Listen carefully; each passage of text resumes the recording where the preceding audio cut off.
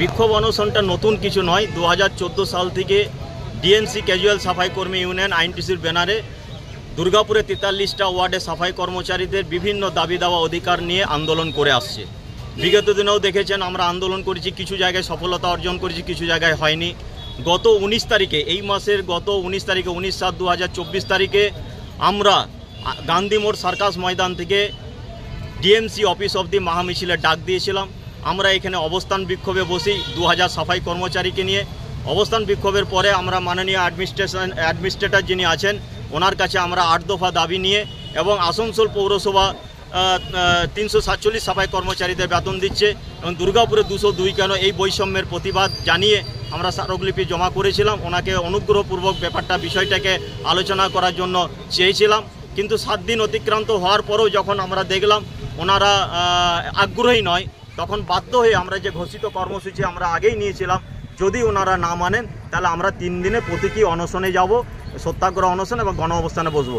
তারই আজকে প্রথম দিন আমরা সকাল 8টার থেকে 29 তারিখে সকাল 8টা থেকে বেলা 2টো অবধি সত্যাগ্রহ অনশন এবং গণ অবস্থানে বসেছি। আপনার নাম?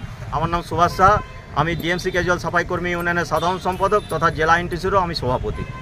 আমাদেরকে ওনাদের আলোচনার টেবিলে ডাকবেন, কিন্তু দুর্ভাগ্যের বিষয় সকাল 8টার থেকে 1টা বেজে গেল, এখনো অবধি আমরা ডাক পাইনি।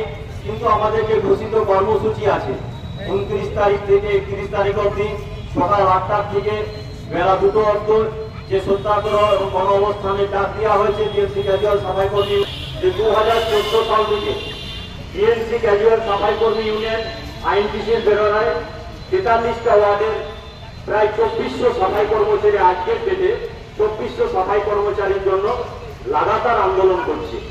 যে আন্দোলনটা করছে এটা কোনো রাজনৈতিক কারণে, এখানে নির্বাচনের জন্য এখানে আমরা ধর্ণা দিতে আসিনি, আমরা কেউ কাউন্সিলর এমএলএ বানার জন্য এখানে ধর্ণা দিতে আসিনি।